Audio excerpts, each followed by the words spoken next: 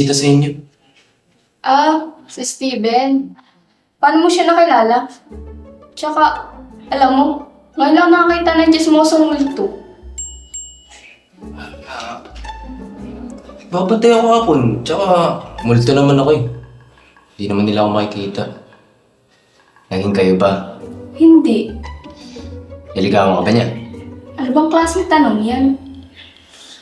Nagkaroon ka ba ng pagtingin sa kanya? Sinubukan niya akong ligawan dati, pero di ko tinanggap kasi nire-respeto ko yung pagkakaibigan namin ni Stephanie.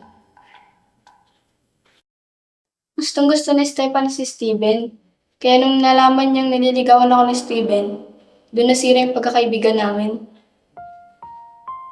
Sinubukan kong ayusin yung pagkakaibigan namin, pero tuluyan na talaga lumayo yung loob niya sa akin. Si Steven naman, nag-aral sa Maynila. Kaya ayun, nawalan na kami ng koneksyon, tatlo. Bakit ko ba sinasabi sa'yo to? Baka mamaya, i-chismis mo pa yan sa ibang multo. Ano ka ba? Solo lang ako sa abandonadong farm.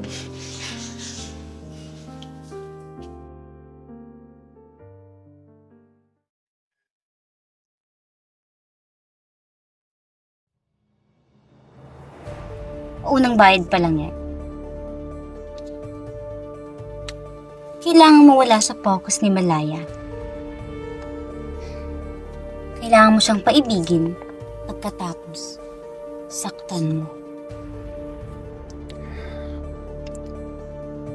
Hindi ko talaga ito gagawin kung hindi lang nagsakit si Mama. Bakit mo ba ginagawa to? Pinahanap mo pa sa akin si Malaya. Dahil ba sa nakaraan? Wala kang pakialam! Binabayaran. Dito sa inyo. Si Steven. Paano mo siya nakilala? Tsaka, alam mo, ngayon lang nakakita ng chismosong multo. Babantay ako hapon. Tsaka, multo naman ako eh. Hindi naman nila ako makikita. Naging kayo ba? Hindi. Niligawan ka ba niya? Ano bang klaseng tanong yan? Nagkaroon ka ba ng pagtingin sa kanya?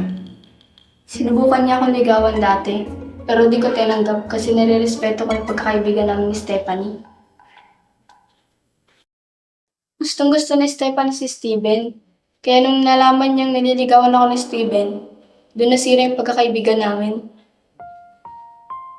Sinubukan kong ayusin yung pagkakaibigan namin, pero tuluyan na talaga lumayo yung loob niya sa akin.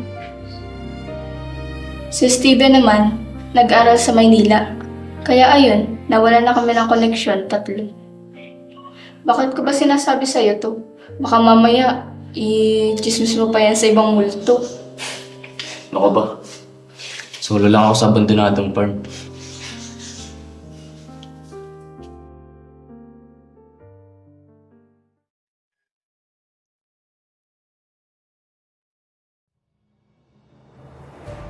Unang bayad pa lang yan.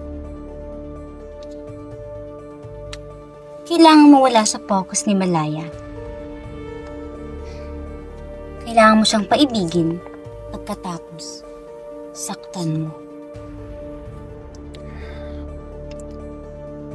Hindi ko talaga ito gagawin kung hindi lang nagsakit si Mama. Bakit mo ba ginagawa to? Pinahanap mo pa sa akin si Malaya. Dahil ba sa nakaraan? Wala kang pakialam! Binabayaran.